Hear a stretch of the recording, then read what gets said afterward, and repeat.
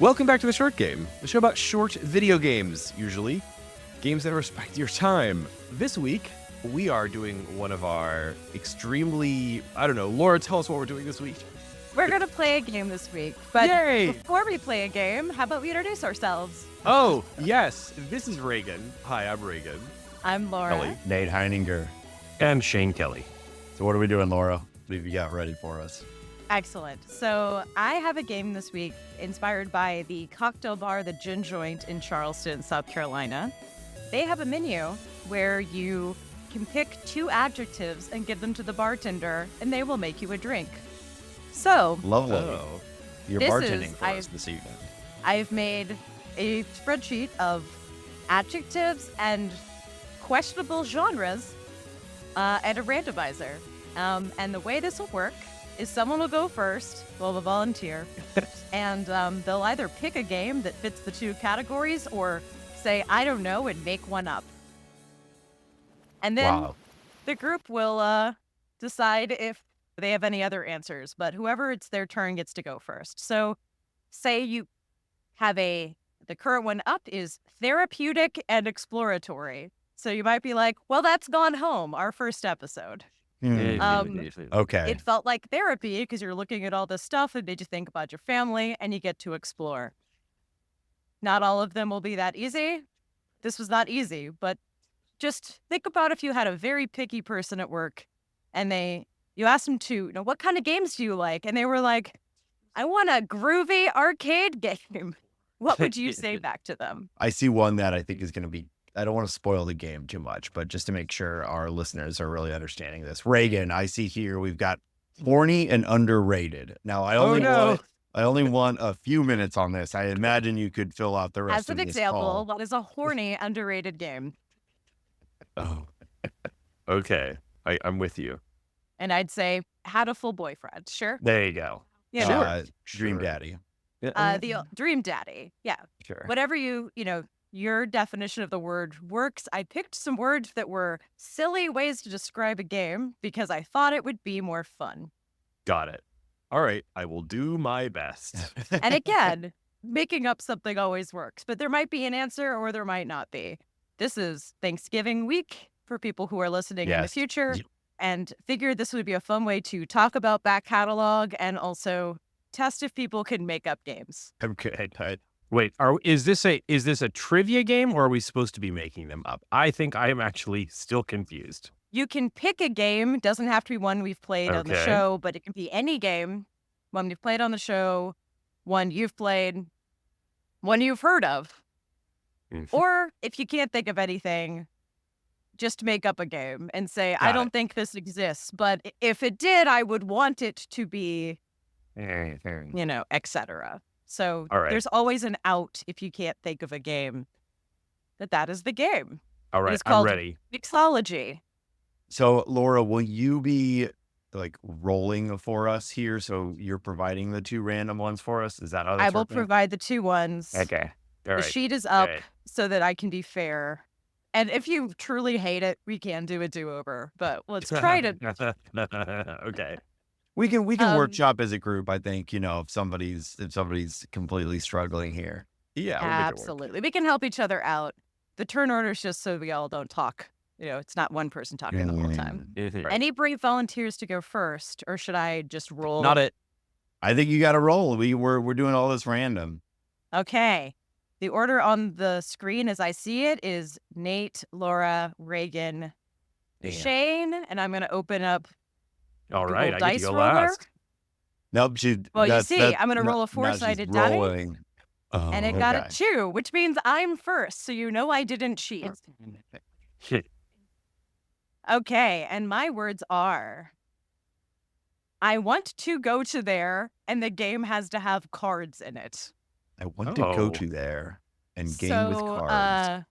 My first thought is, what is a pretty thing we've played in the past with cards? Because all the card games I can think of immediately were like Pocket Card Jockey, and I don't particularly like Horse Racing, but I do love Regency England. So I'm picking Ooh. Regency Solitaire, 1 Nice. or 2, original recipe or tasty sequel.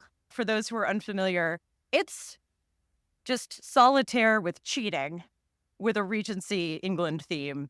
And I'm ashamed to say that even though we never played it for the podcast, I think I played 22 hours of the first one.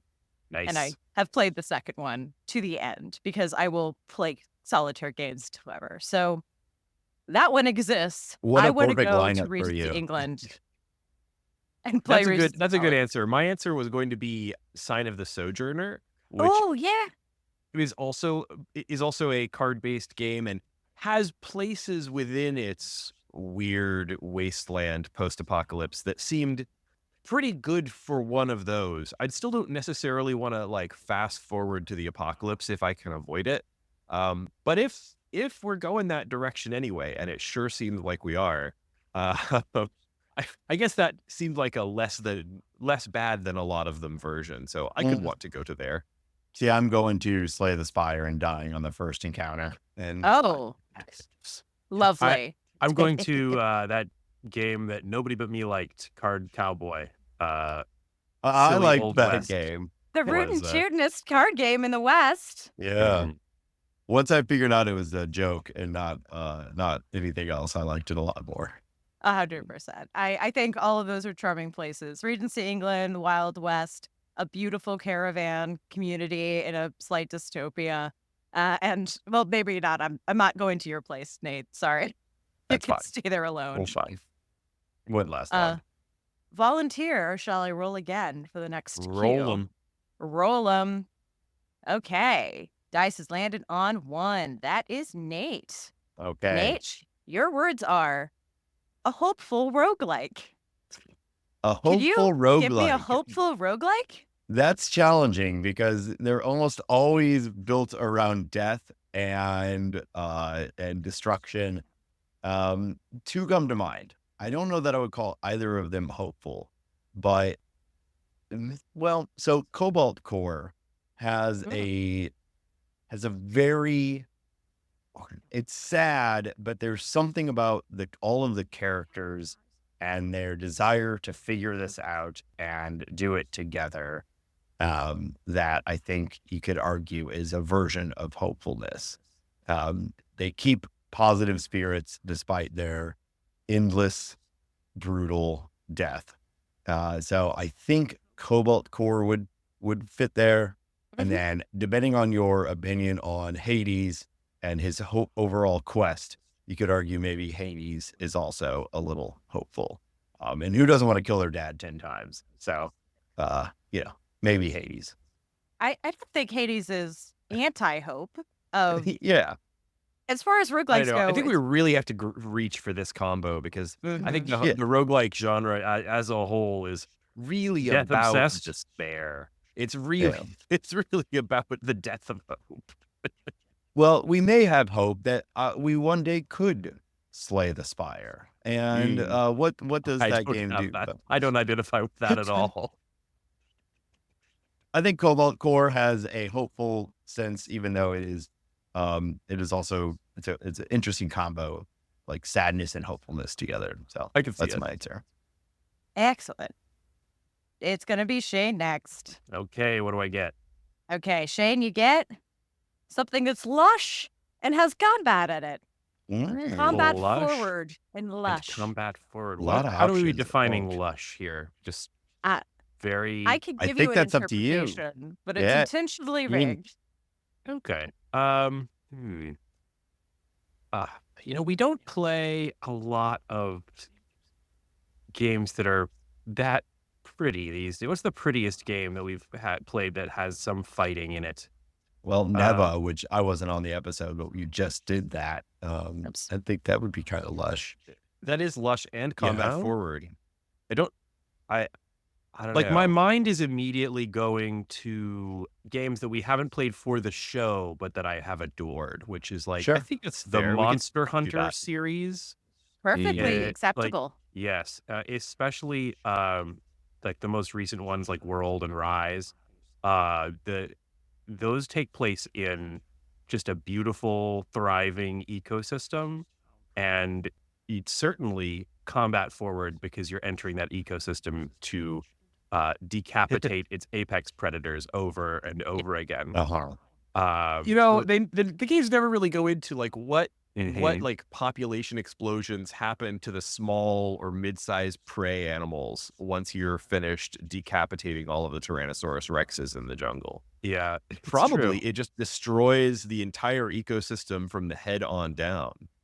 You know, there's a new one coming very soon. I'm honestly very hyped for the new Monster Hunter. I challenge all of you to get on the Monster Hunter bandwagon as soon as the new one Man, comes out. I did that once already, man. I'm not sure I can handle another Monster Hunter. I think I Yeah. might be Monster Huntered up for life.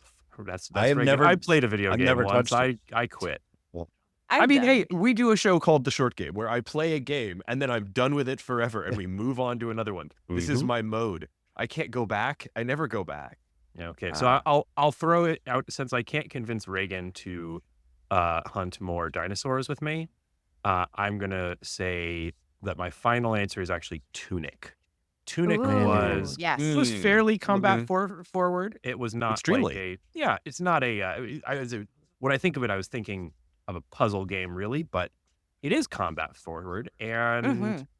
it has a really colorful, really beautiful storybook style world to it. That's definitely as lush as they come.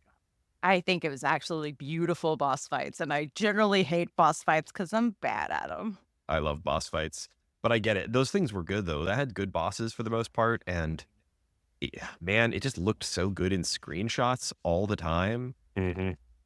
But the thing that really stands out to me in memory about that game is how much how much you just never got tired of realizing that there was a thing behind a thing in that game. You know what I mean?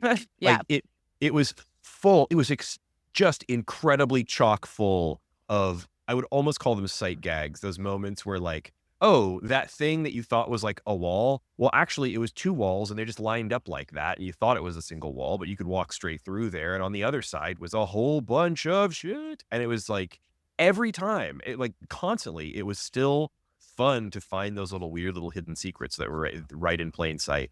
Super cool.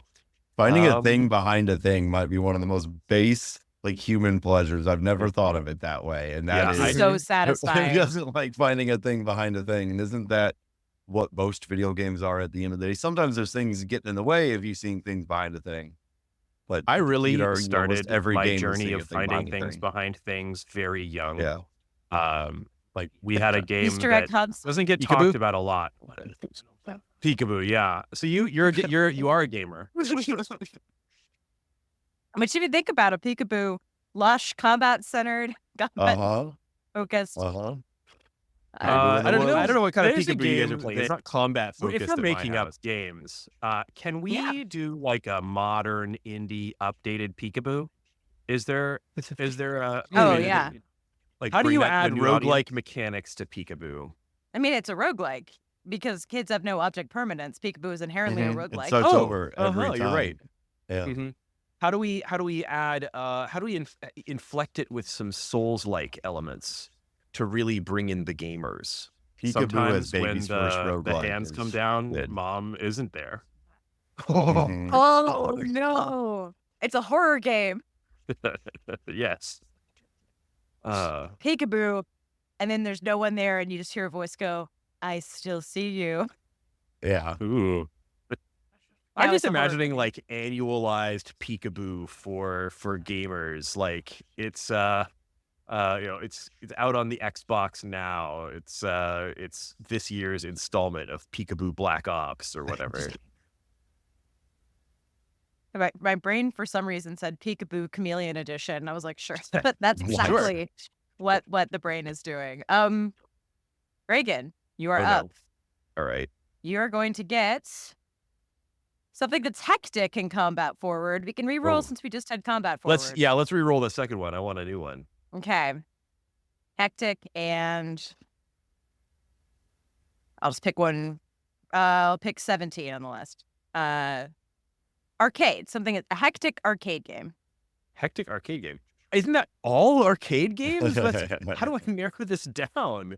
Well, remember, this is someone who's coming to you for a recommendation, and they say, I want hectic and I arcade went- game. A hectic arcade game. Okay, if somebody comes to me and said, "Hey, recommend me a hectic arcade game," and I'm thinking about it from the short game lens, I'm always going to pick AAA. Assault Android Cactus. As I'm trying to say those Yes. words out loud and cannot put the We were phrase talking about together. Molly and I were talking about this game like 2 days ago. Absolutely love this game. I love this It's been game a long so time since I much. played it, and it's an older episode. Can you describe it for our Yes. listeners? And for the newer listeners who may not be aware, Assault Android Cactus is the first of 2 games from Witchbeam, the development studio that absolutely popped off with Unpacking. Like, what was that, like 2 years ago now? But they began with Assault Android Cactus, a top-down shooter, a top-down twin-stick shooter where you play as an adorable little android. The plot part of Android Cactus, I don't think is its strongest, but I found it very Sure. charming. Little android who's going on, who's a cop who's going onto a big spaceship full of killer robots. Don't think about the distinction between androids and robots too hard. Yeah. And Reagan, she's killing ACAB all the includes robots. cactus. I don't know, man. I think you're right. I got to put this game down now. But yeah, man, incredible game. It's out on Switch and everything, and Steam and all the things. It's just one of those games. It's just a perfect game. The key mechanic is that you're constantly running out of battery, and you have to kill the robots to cause battery upgrades to spawn. And so you're constantly playing this sort of back and forth of trying to get battery, battery units or whatever to refill your battery to continue playing.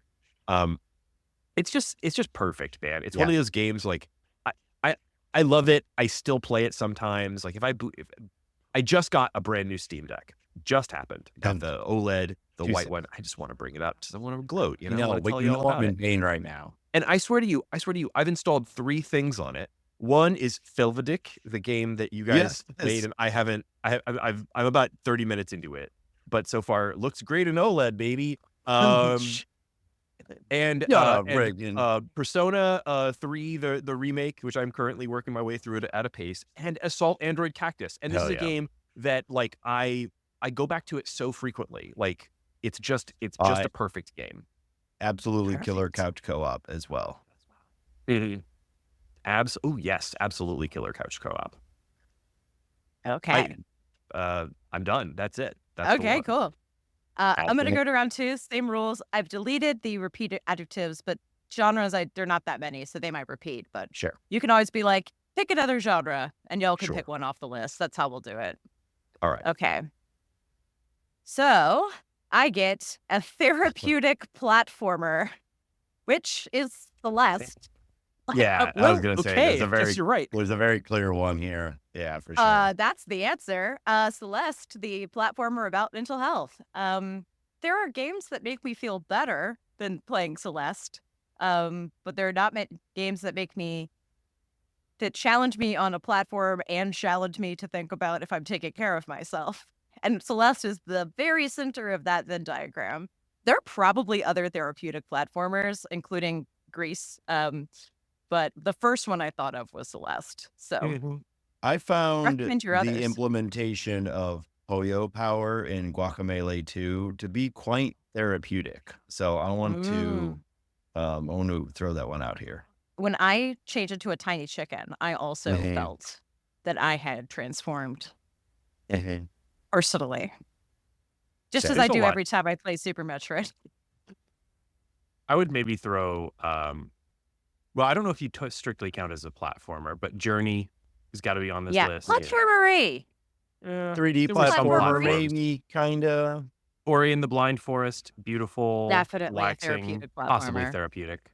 Is this a real genre? Is therapeutic platformer a thing? I feel like Well- it kind of is. I mean, Celeste is Yeah. almost exactly like you could just use this to define it. If we expand therapeutic to just mean like, calming, then yeah, I think so. I think that, Greece, right? There's nothing never calming just about Celeste for me. well, Again, it's sure, therapeutic. sure. I didn't say It's calming. Yeah, what I think a lot of the other ones were saying is like Journey and all these other ones were saying it's like soothing to be in these worlds is, I guess, therapeutic. But Celeste is very specifically about mental health, which is great. Okay. I feel almost mean kicking to date after I talked about Celeste. That's but okay. Them's That's the okay. rules of the Yeah. turn order. I already got it. Came to me for roguelike, so I already got my little win on this. So Yes. You get Control R, if I can actually hit the buttons correctly. Something that is introverted but has combat in it. introverted combat A combat for forward. introverted people. What? What is a okay. What was the strange scaffolding zombie game or vampire game that we just played? El Paso Elsewhere. Also Elsewhere. He's spending a lot of time working through some stuff internally. Yes. He's by himself. He's getting over a hard breakup. He is. I get the sense that the main character of El Paso Elsewhere is quite introverted, and that's gonna be my best shot at this. I think. I love It's it. definitely combat centric. I want to throw out Shadow of the Colossus for this category There you go. because that's the combat forward game that I can think of with the fewest characters in it, period. There's no interactions. There's no one talking to you. I don't think there's a line of dialogue. And there's not even that many enemies. No, Yeah. I love it. If you Because really we are don't- truly introverted, play Shadow of the Colossus. Yeah, we don't really know if the hero of Shadow of the Colossus is introverted, but they seem to have no opportunity to be anything other than introverted. So He's at they least are. very solitary. Maybe the introverted ones is we want games that don't have any characters that talk. So I'll throw Hyperlight Drifter on the list Sure. here as well. Link. Link. Except for Link the is new chat- ones. Everyone talks to Link. Except for in the newer ones, yes. No, everyone talks to Link. And until recently, Oh, that's my Wind Waker Link noise. Oh. That's the grandma noise, which was a Very cell good. phone text message alert I had for about 2 years. Okay. back when it was like really fun to get elaborate, ringtones and text message noises before we all just, went to silent. Defaulted, and we all I got don't even know tired. if it's possible to change mixed tones anymore.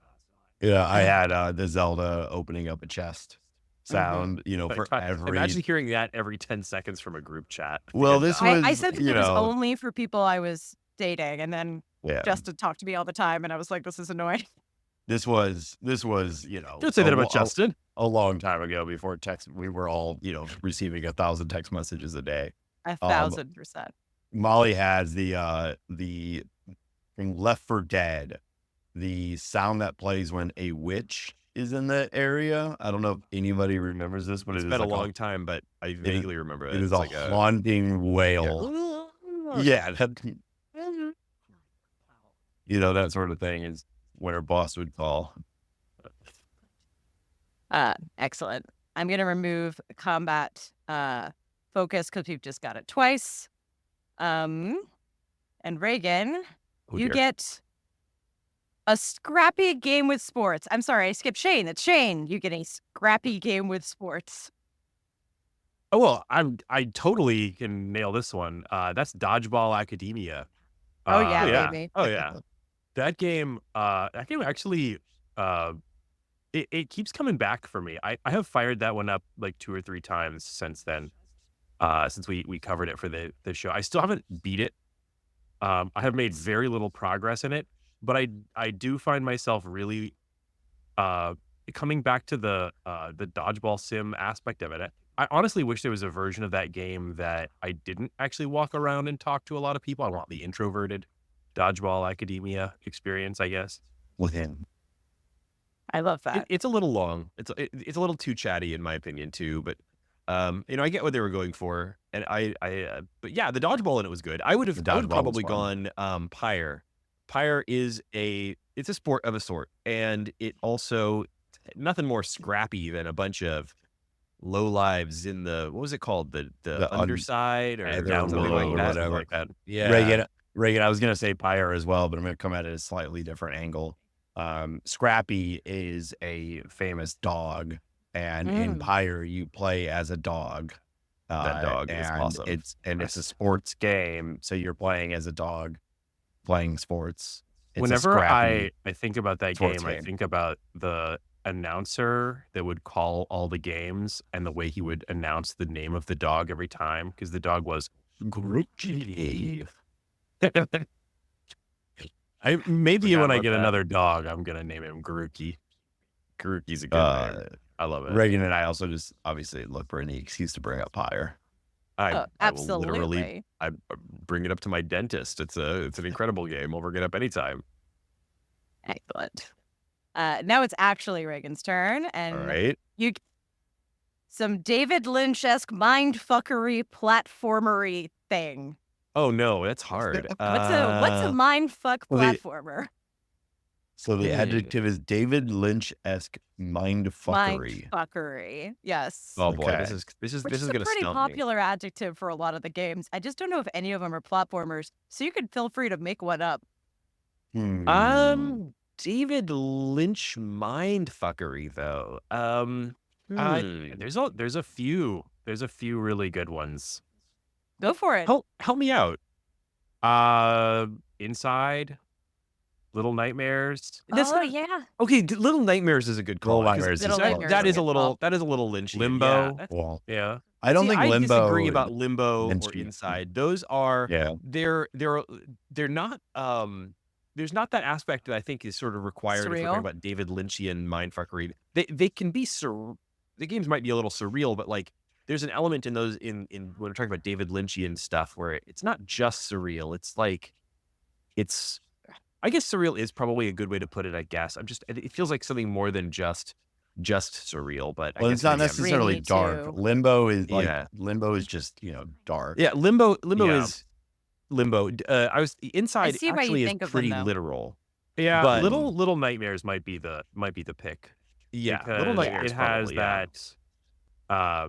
it has that element of the grotesque that Mm. I think of with Lynch. Anyway, Mhm. And the scale, like the scale switching on you all of the Mhm. time, feels Dream very logic. Lynchian. That's the thing. It does have that dream logic. It's definitely I could see a lot of the things in that game like crawling out from behind a radiator. You know what I mean? Ugh. Mm. I did really enjoy Little Nightmares, but also definitely was a vibe. It's funny how that game was way more popular than I thought it was. Like it did really well apparently, and it had had a mobile port. It had what was it called? Like Little Nightmares or something like that. There was like a Yeah. spin-off that was like a chibi version of it or something. I have no idea about. There was a sequel that I haven't played. Are we missing out on the Little Nightmares fandom in a way? Like, do we need to re-explore Little Nightmares as a thing? Maybe our listeners have been more deeply embedded in the Little Nightmares scene than we have been. If it's like really good and we're sleeping on the like extended Little Nightmares universe, like let us know. I don't think we ever covered any like the sequel or any of its related property stuff. well, if you want to check it out, this coming year, Little Nightmares 3 is going to be coming out. So 3 is apparently a phenomenon that's getting sequel after sequel. Like nothing we do ever gets sequels, and then Little Nightmares 3. I think it was Wild. supposed to be a TV show or is one. Who knows they're what is a making a TV movie. show anymore. Yeah, A weren't they movie. making- That's right. I heard about movie. that. There was going to be a movie, which wild. Like it's really popular. Apparently, who knew? Who's next? I am next. I have. By the way, I apologize for wimping out on that one and letting Shane totally carry it for me. Thank you, Shane.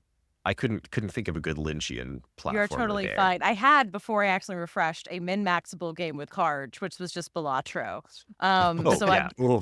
So I'm gonna just refresh it. I got a dashing in the like Errol Flynn leading gentleman, Hello. sophisticated sense, narrative forward game. What is the murder mystery with all the masks, Shane? What was that game The called? murder mystery with all the masks. Oh, the Tequila Works. The Sexy Brutale. Guacamole. Sexy it. Brutale. Yes, That is yes. a dashing narrative forward game That for has- sure. That's a Mm. game that I loved. I'm so Right. glad we covered that one. Sexy Sad Brutale. news about Tequila Works, by the way. They recently it was just this month it was announced that they filed for bankruptcy due to Yeah. prolonged market conditions. They have been having a hard time, and they have thrown in the towel. Well, y'all can still give them some residuals by buying the Sexy Brutale, which is a time loop mystery game where everybody's very elegant and very dashing, to use the word from the description. It's just a very glamorous murder mystery in a hotel and like a casino. Adored it. Some tough puzzles, some tough time loops, but man, it had style for days. Loved the Sexy Brutale.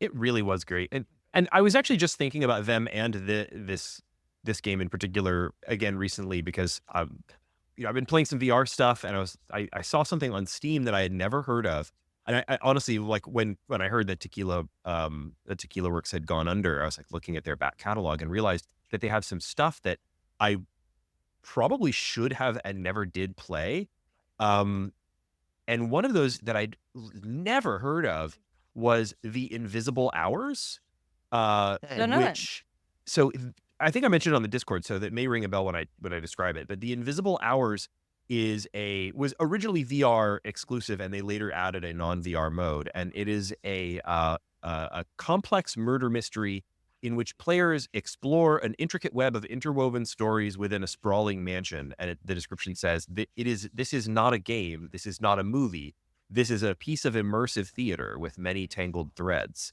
And so it's a game where you are in a mansion. I believe that Thomas Edison is there, along with some other notable people from his era. And a murder takes place in this house where several people are there.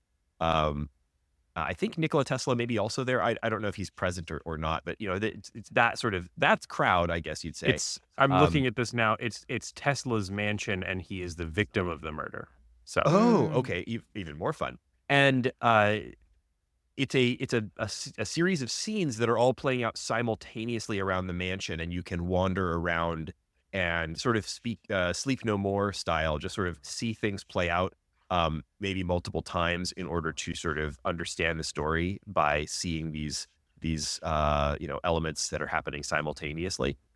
It sounds really fun. That sounds really cool to me. And it's also, I think, something that could totally be for the show if we ever have time for it, because it's, again, doesn't require VR anymore. They patched it such that you could just, play in first person view, normal computer game style. And I think it's about an hour-ish long, sort of semi to non-interactive play that you watch in VR or on your computer and can wander around. I think that sounds really compelling. Sounds I've perfect never heard for of it. So February, after we do the game of the year and we're like stuck for game choices, it seems like a perfect back Yeah. catalog thing to grab. yeah, maybe so. So, anyway, RIP to Tequila Works, and go play the Sexy Brutale. That game rules. Yeah. it does kind of astound me that, I mean, I'm sorry to even bring this up, but I when you mentioned this game to me earlier, I remember looking it up and seeing like, well, this seems like the sort of thing that would be great to get for my Meta Quest headset. Mhm. And I looked it up, and this almost 9-year-old game is still going for $30.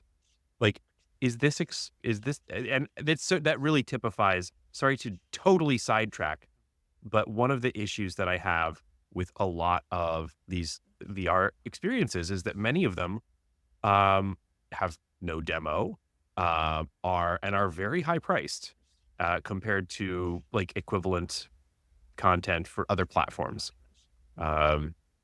Sorry. No, you've derailed. entered Yeah. the luxury marketplace, unfortunately. That's Oh. true. Yeah, like Yeah. if they know that you're the kind of person, I mean, not even this is not even a standalone like run it on your MetaQuest headset game. This is a Steam VR game. The Steam VR market is tiny and is exclusively made up of people who have spent over $1,000 on hardware just for the VR, not inclusive of the CPU, their computer that they're running the game on. So like the developers, Well, are you can selling get it into a on tiny the market. you can get it on the Quest as well. Oh, you can. I didn't know you That's could. what I'm. But the price is the same. It's both. Oh, okay. $30 on both platforms. Okay. Well, okay. That's actually good to know because I thought it was Steam exclusive. That actually makes it a little easier for me to consider. But yeah, I agree with you on price. VR games in general have like a sort of weird premium price compared to non-VR games of similar sort of complexity / vibe / etc. But I do think it's just a market size thing. I think it's just how it works. Mm-hmm. And I'm going to have no transition to Nate. You ready? Sorry, Nate. That's it. I didn't even give him a chance to prepare because I moved the column over. Nate got exploratory for extroverts. Extroverted exploratory. Okay. All right. Let's think about this for a minute. So extroverted. Mhm. So we're thinking here. The main Gotta character. be a game about finding and making friends with lots and lots of people. Yeah. Okay. Man. So, this is I have not an answer, super but I want to extroverted. hear what you say. Mm-hmm. I feel like this is a bad answer, but I'm just gonna say my first thought, which was Firewatch, which is the two. Actually, yeah. Both of those characters are arguably extroverts. The main guy and the person he's talking to over the walkie-talkie. They both have the gift of gab, and the gameplay is mostly exploring. Now it is a sad game, and you don't necessarily walk away being like, boy, those were some extroverted fun people that I got to hang out with. But I would say they're both extroverted. Laura, what are you thinking with this? My first thought was chicory. Oh, yeah. nice. Yeah. Chicory, See, that's um, better. literally add color to the world game where you're Yeah. also just making friends with all of your animal friends who have so Yeah. many side quests. Like, can you find my children? I like that. So the most talkative, chatty, exploratory game I can think of is Chicory. Even when you're in the middle of nowhere where there should not be anybody, you will find that that I don't remember, hedgehog? That man's children are everywhere, even if you're in the middle of a temple or a dungeon. So that's my first thought. Yeah. Chicory. I can co-sign that. Also, that Uh, game is incredible, and I loved it, and I hope people are still playing it, still discovering it, because it's such a great game. All right, hear me out. I really hope Untitled they're Goose working Game. on another great new game. Like, I love that team, and I think that game did well, so I hope they're continuing on and making something new. They just released a game where you fight, like you evolve little creatures and have them fight each other. What, really? Yes. I think it's in beta, and that's why I didn't suggest it for the show. Last time I looked, it was in beta, but they are working on a little cute animals fighting. Okay, so that's game. Is this Bingy, right? Beastie Ball?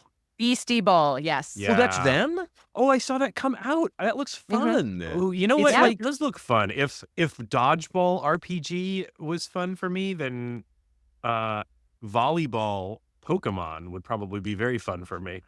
Huh. Okay, I had no idea this was. I have to look at like to what degree these teams Greg, are related because they are definite. Labotov, the designer of Chicory, worked Okay. on Beastie Ball. I don't know if it's the same studio. Oh, okay. It's listed as coming from Wishes Unlimited, which was his studio that he released Wander Song under, I think. Mm. So yeah, I guess it's like him working. That's so cool. I had no idea this was him. Now I'm really intrigued. It is still listed as early access. Yes, which So, is why we yeah. haven't been yelling about it for the show, but I've been looking at the Yeah. concept art. It's pretty dang cute, folks. Man, this I don't usually go in on on Poke early clones. access games or Poke clones at all, Yeah. really. But like, man, now that I know that, yeah, okay, I'm definitely considering it now. All right, thank you. Thank you. This is also turning into games we're looking forward to. Apparently, this is great. Right. Who's up next? Is it Shane's turn? Shane's turn. Oh, it's What do my you got? turn. Yes. What do you have for me? A discourse-worthy game with sports. Did you already get game with sports? I did already get a game with sports. You can pick a different genre for discourse-worthy. How about No, let me think. I like a you can challenge. come up with one with sports. Go for it. Except all of my answers that everything that's coming to my mind, we've either already talked about or On this is episode? actually a sports game. I mean, I can't just say like Rocket League. Well, I have had discourse about Rocket MLB, the League. show, has incorporated the Negro Leagues into their into the gameplay, and I think that's Oh, there's some pretty discourse cool. right there. Yeah, Baseball. That's discourse-worthy. Oh yes, of course, Blazeball. How could I forget about Blazeball? The game that existed only for the purpose of generating discourse. You're right. I It can- totally did. I could give you a re-roll if you like. Give me that reroll. I Okay. flunked that on this one.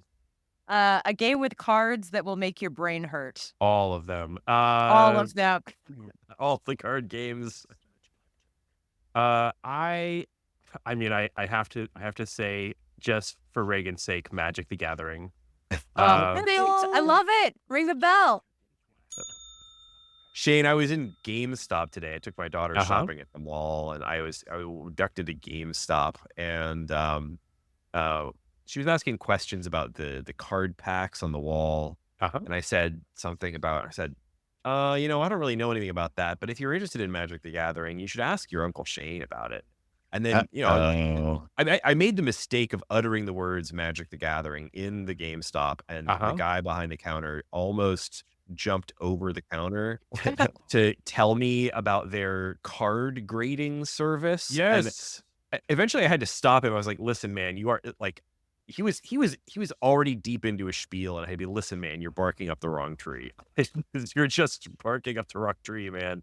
but I know Yeah. a guy, and here's his But I phone know- number. But I know a guy. But that's a weird thing. Shane, have you ever gotten a card rated? Have you put me in a slab? I have never. I only get cards really in order to play with them, not really so much as collector's pieces. I guess slabbed my entire Slay the Spire board game. It's a real bitch to play, but Yeah. wherever. But they're I mean, protected. does it count Really? that all my decks are in heavy duty plastic sleeves? So that I- No, you can still bend the corners. Yeah, You gotta get that's those true. things in neoprene or whatever. So The Reagan, full- GameStop was never like the place to get anything related to Magic the Gathering, but they've really been trying really hard lately, as evidenced by what you just said. But it is kind of bizarre. Like, you can take in your like $200 the One Ring foil card, alt art promo copy, and they'll give you like, I don't know, 25% of its value in GameStop credit. And sometimes I've been tempted to do that. I Flip love some of this. these cards I'm not playing in exchange for video games. Last one before the bonus round, which will be very short because of recording time. Yeah. Reagan, you ready? Okay, I'm ready. Okay. I'm not ready. Go ahead. Giggly arcade game. A giggly arcade game? Yes. A I love this one. giggly arcade game. Reagan, I got one for you. Yeah. Well, I was gonna say one that we haven't talked about on the show, but I almost bullied you guys into covering, which was Donut Dodo. Do you guys remember talking about that? No. Tell Never me heard about of it. Donut Dodo. We No, never played but I'm Donut. You intrigued. guys never played Donut Dodo? Donut Dodo is like well, first of all, it's just a great name, right? Yeah. It's basically like somebody made a extremely true to form 1983 arcade game for Steam in the year 2022. It looks and plays exactly like something that would have been out on an arcade machine back then. But with none of the limitations, like, tons of levels and et cetera, et cetera. It's a really, really, really good arcade game. If you like arcade platformers in the sort of, I would say, like, you play as a little chef. So it always sort of reminded me of, like, what's that that food themed arcade game? Damn, I'm not thinking of the name now. Snacks But and it's Jackson. no, although Snacks That was Burger very Time. giggly for me. Snacks and Jaxson is ridiculous. Shane is referring to this is another sidetrack. Shane and I went to the Arcade Expo in Houston a few years ago, and we encountered an arcade machine called Snacks and Jaxson, which is played with a trackball. Hang on, I'm going to pull up a picture. Perfect for audio. I know. Here we are. Snacks and Jaxson. Okay, here's Make this one the episode art. I'm Yes. gonna have to. Damn. Okay, I'm having a hard time finding. Well, here we go. Here's some images. I'm just gonna paste this in the chat for those of you who haven't seen it, and then we'll have to describe it for our listeners. There you go. So this is the arcademuseum.com's page on Snacks and Jaxson. You might need to scroll down and look. Snacks and Jaxson is Cool. a game about where it played with a trackball. The play field is a room with really strong what's the word, like perspective. So it's like you're looking down a square Yeah, it's tunnel almost. 1 point perspective. It's just One a, point Oh, just a yeah. hallway. Yeah. Down at the very far end of the hallway of this room, which actually is made up of a table, sits across from you, across this table, Jaxson himself, Jaxson Jaxson deboxed. Yes. a God. truly With an old X, school looking too. clown. Jaxson, Jaxon. Yes. Yeah, it's like he's got the- it's he's like got a the Bozo white, the clown. Yeah, the nose, the hobo clown style. He's Yeah. sitting there with a napkin tucked in his shirt, and his head has come off almost and is floating around, attached to his body only by a thin tether, a tiny tether of a neck, and his head is floating around in this 3D space as food flies in and out from doors on the sides of the sort of long hallway, sort of Scooby-Doo style Right. doors. Would you Um, describe this scene as David Lynchian? Yes, this is a David Perhaps. Lynchian mindfuckery arcade. That's what this is. There I you can go. actually do it giggly, but like also Uh, mindfuckery. I've never laughed so hard. And the play, like, it plays with a trackball. The trackball controls the head, so you're using the trackball to like fling Jackson's head up, down, in all different ways in a 3-dimensional way. The ball is his nose, and the life tracker at the yes, top yes, of the sorry. screen. So he has a classic red clown nose, and at the top of the screen it says noses, and it shows you 1, 2, 3. Right. So you're controlling his head not only to try to eat food, but also as a kind of a paddle for like a breakout type of thing. But the ball is coming towards the screen and then back towards Jackson's face, and you have to use his head to bounce the ball back towards you, the player. It's wild, man. It's just an extraordinarily weird game, and I've only encountered it twice. In arcade situations, but if you ever have the opportunity, do not pass up playing Snacks and Jaxson. It's extraordinarily strange, and I also want to buy one of these for my house. me too. And it's on MAME. You can definitely play it there. And I just checked. I think the Internet Archive has it emulated on their online emulator arcade thing. I don't know how it emulates the trackball, which is, I think, a key part of the experience. Maybe you can use a mouse instead. I don't know, but go check it out, man. Snacks and I've changed my answer. It's Snacks and Jaxson. Right, There you giggly arcade, perfect. I can't think of a better one to end official gameplay. Thank you all. This was exactly what I wanted. I'm so happy. The bonus round is just y'all can see the remaining adjectives and the categories. If you have any you want to just talk about, pair up your own. Suggest Well, to the group. A game we haven't talked about that I was thinking, like, there's at least a Lynchian overlap to some degree, although tonally it's a little different. Katana Zero, a game that is like I've only liked the further away I've gotten. I've liked it more the further away I've gotten from it. And the whole story of that game, if you remember, was so surreal and bizarre that you could maybe have put Katana Zero as sort of a Lynchian platformer. I It was think also that's like a for sure an tech thing. anxious combat focused. It's good. There you go. Okay. My David Lynchian combat focus is definitely My Friend Pedro, where there's a talking banana Sure. the whole time. Yeah. Some of these But adjectives that didn't come up that I would like to know what game could possibly fulfill it would be yes, please. nutritious. What games are nutritious? I think what's the sequel to Little Inferno? Little Inferno's nutritious, I think, but the sequel where they teach you how to code is definitely World of Goo. I think is nutritious, not just educational, but like games you feel like you did something. I thought could be nutritious. There's definitely some narrative forward nutritious games. 80 Days, I think, is pretty nutritious. I think you're thinking of it less literally than I would like. I'm trying to think of good food themed games Ooh, that's a better way to think other of this than word. Snacks and Jaxson. Yeah. hmm. That's Venba. Jackson applied to everything. Yeah. Venba. Or as I like to call it, the marriage killer. Overcooked for sure is a nutritious arcade game. Overcooked.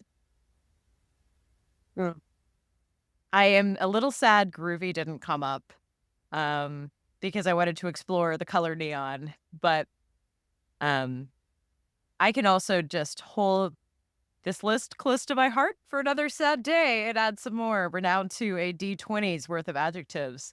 Wow. That I can threaten you with someday, unless anyone wants to talk about something that is horny and underrated.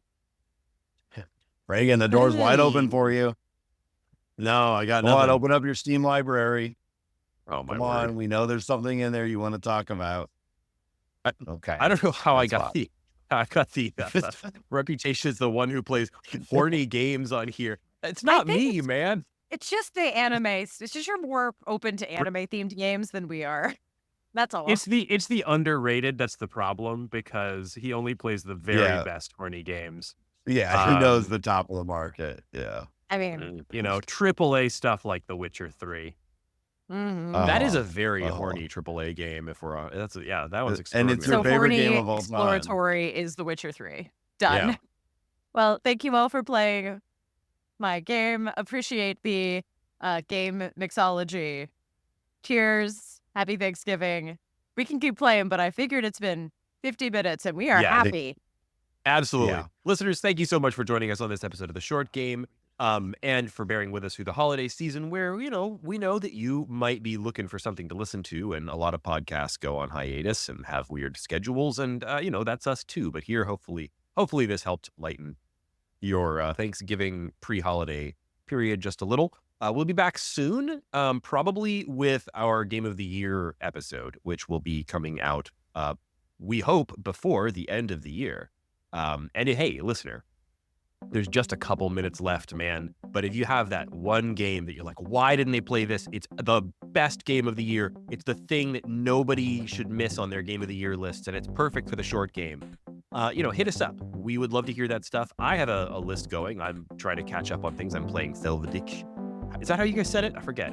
Thelvidic. Thelvidic. I'm playing that right now. So hoping to catch up a little bit on some of those last minute Game of the Year consideration games. And if you have some, the best place to let us know what those are is the Short Game Discord, which is a part of our Patreon. If you want to support the show, the number one way to do that is to go to shortgame.fm or patreon.com/theshortgame. Our patrons on Patreon all get access to our Discord, which is a wonderful community. Lots of great folks there talking about the games that they love, recommending games for the show, recommending games to each other. It's a wonderful hang. We'd love to have you.